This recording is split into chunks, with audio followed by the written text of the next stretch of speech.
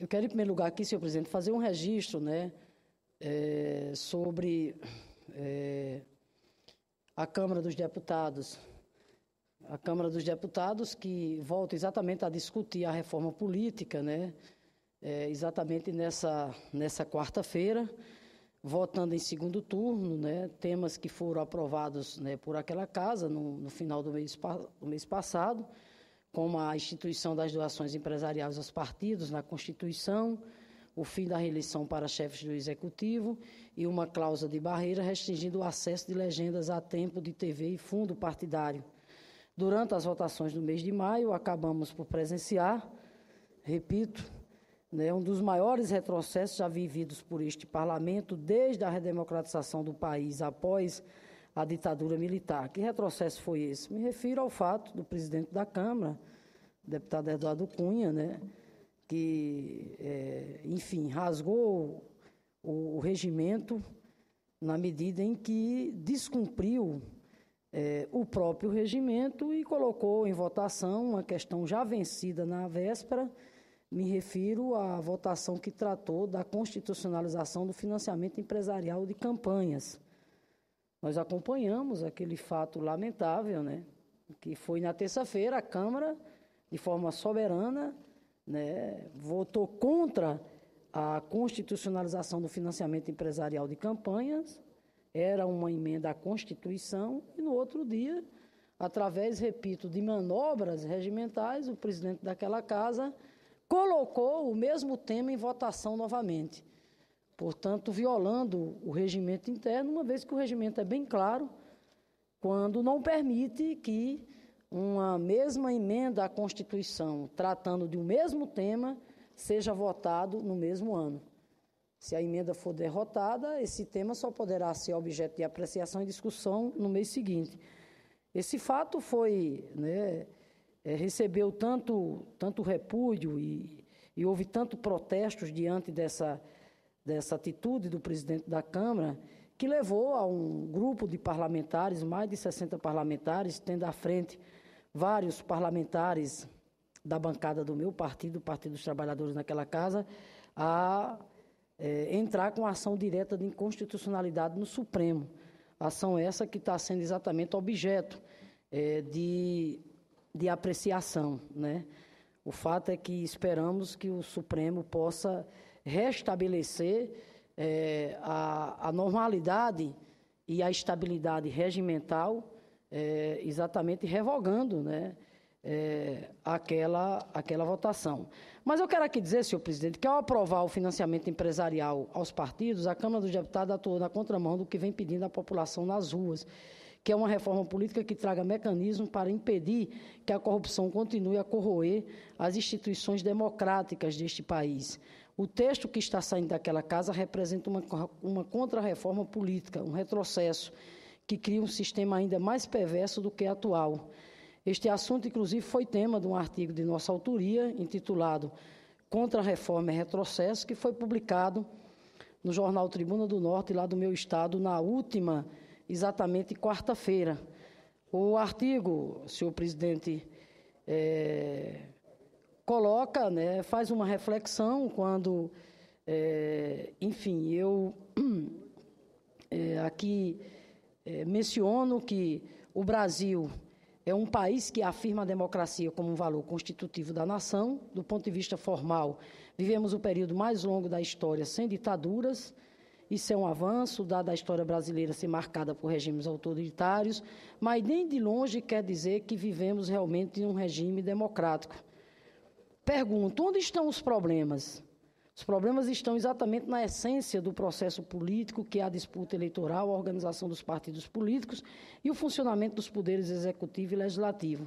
Ora, se o processo eleitoral é deformado pela incidência do poder econômico, produz inexoravelmente resultados que não representam o pensamento da sociedade e, por via de consequência, resulta num artificialismo político perigoso. Muitas vezes faz com que haja um verdadeiro fosso entre os representantes e seus supostos, entre os seus representados e seus supostos representantes. Quando se perde o sentido da representação, vai junto à essência da política.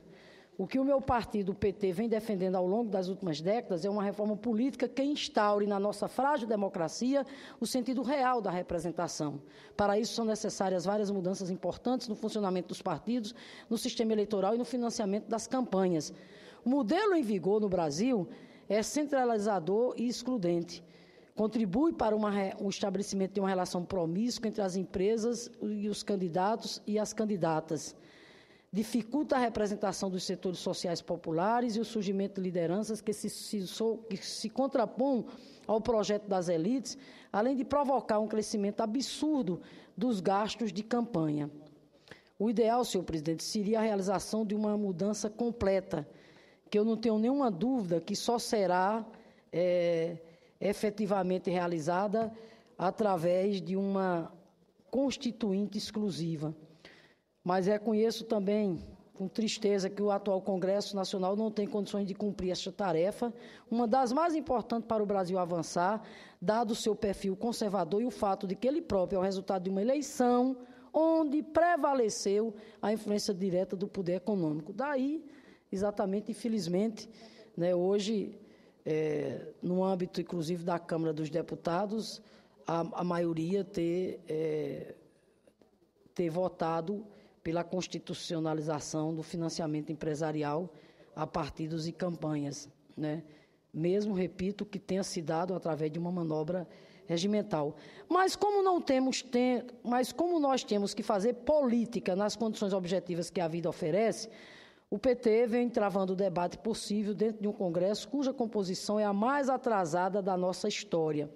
Enfrentamos um ambiente hostil e uma mesa diretora capaz de produzir manobras que envergonham o parlamento brasileiro, como já me referi anteriormente.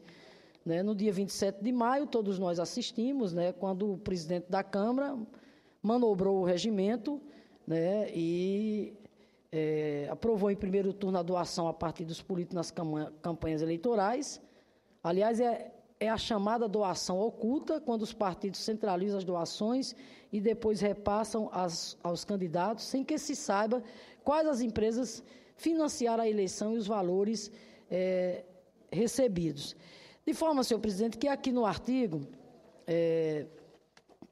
eu destaco ainda que, no artigo cujo título é A Contra-Reforma é Retrocesso, ou seja, me refiro à reforma, aos itens da reforma política aprovados na Câmara dos Deputados até o presente momento. Então, neste artigo aqui, eu termino o artigo, senhor presidente, no final dizendo que nem tudo está perdido, que a derrota que nós impomos ao conservadorismo na votação do Distritão, porque Vossa Excelência se lembra, o Distritão foi derrotado lá na Câmara. O que foi aprovado foi a constitucionalização do financiamento empresarial a partidos, então, quero dizer que a derrota que impomos ao conservadorismo na votação do Distritão mostra que eles não são imbatíveis. A contra-reforma será votada ainda em segundo turno na Câmara Federal, votação que deve ser retomada hoje. Portanto, antes de chegar ao Senado, onde já estamos também intensificando a mobilização para corrigir esses equívocos, para derrotar essas propostas, quero também aqui ressaltar que essa proposta de constitucionalização do financiamento empresarial a partidos está sendo questionada junto ao Supremo Tribunal Federal, que já me referi no início do meu pronunciamento. Outra iniciativa que precisa também acontecer é a mobilização da sociedade, seja nas ruas, nas galerias da Câmara Federal e do Senado, nas redes sociais, a exemplo do que já vem sendo feito pela Coalizão Democrática, tendo à frente a CNBB, a OAB e a campanha do plebiscito popular por uma Assembleia Constituinte soberana e exclusiva. A pujança desse movimento, que chegou a acolher 7,5 milhões de votantes na consulta feita em setembro de 2004, precisa retomar as ruas do país. A ação parlamentar aliada à militância popular pode, sim, derrotar mais esse retrocesso.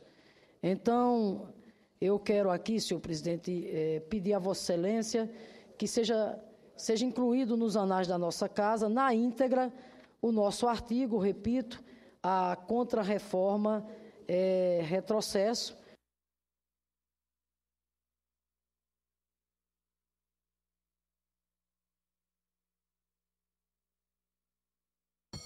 com o intuito exatamente de contribuir com a reflexão. E, por fim, senhor presidente, quero pedir só a benevolência de Vossa Excelência aí mais um pouquinho, porque eu quero fazer um registro aqui muito importante, é que hoje, durante a audiência conjunta das comissões de serviços de infraestrutura, que é inclusive presidida pelo senador Garibaldi Filho, de meio ambiente, foi realizada nesta manhã, né, aliás, que entrou pelo início da tarde, uma audiência pública com a presença do ministro do Planejamento, Nelson Barbosa, bem como também de doutor Maurício Muniz, que é o secretário-geral do PAC.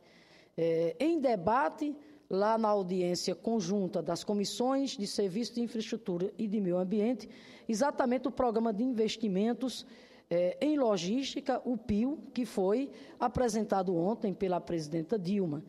Pois bem, senhor presidente, quero dizer que nesta audiência pública de hoje, claro,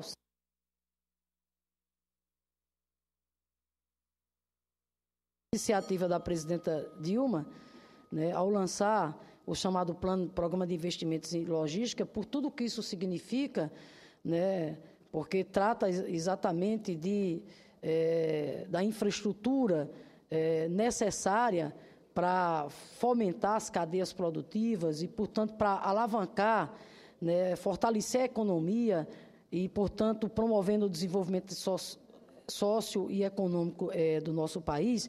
Mas, nesta ocasião, peço só uma paciência do senhor, pedi hoje ao ministro Nelson Barbosa que o Rio Grande do Norte seja incluído exatamente no programa de concessões. Em que áreas? Nas áreas portuária e ferroviária. Isso porque, senhor presidente, o Rio Grande do Norte já tinha sido incluído nesse programa de concessões ou de parceria privada. Aliás, o Rio Grande do Norte saiu na frente quando, né, na primeira fase do programa de concessões e PPP, o Rio Grande do Norte foi incluído através da parceria público-privada, que exatamente possibilitou, né, a construção do aeroporto internacional lá de São Gonçalo do Amarante, o aeroporto internacional Governador Aloysio Alves. Agora, o que é que nós estamos fazendo? Agora, nós queremos que o Rio Grande do Norte seja mais contemplado. Em que área? Exatamente na área portuária e ferroviária, né? Pedimos também, na ocasião, ao ministro Nelson Barbosa, uma especial atenção dele no que diz respeito a incluir no PAC 3 a ampliação do sistema de VLT da região metropolitana de Natal, essa ampliação que vai interligar o sistema de trens ao aeroporto de São Gonçalo do Amarante.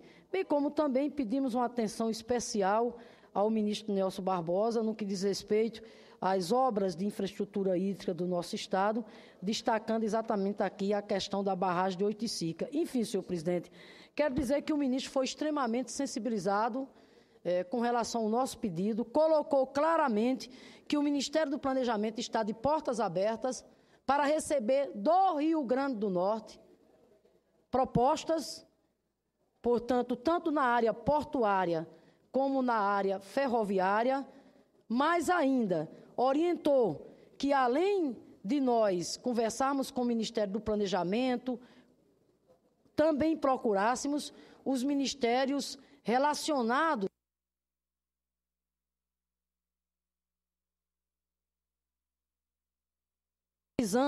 daí porque, senhor presidente, nós já formalizamos um ofício, tanto solicitando audiência já ao ministro do Planejamento, bem como também ao ministro dos Transportes, bem como também ao ministro dos Portos, Edinho dos Portos e Antônio Carlos dos Transportes, para que possamos exatamente entregar ao governo federal, seja através do Ministério do Planejamento, através do Ministério dos Transportes e através da Secretaria dos Portos, projetos para que o Rio Grande do Norte, se Deus quiser, ganhe um novo porto, bem como também no campo da expansão de ferrovias. Nós já tomamos essa iniciativa e os estudos já estão em curso no Rio Grande do Norte, no que diz respeito à questão de portos, de mais um porto, e aí essa audiência, naturalmente, virá o governador Robson Faria. Nós vamos convidar toda a bancada federal, bem como os representantes das classes empresariais, os representantes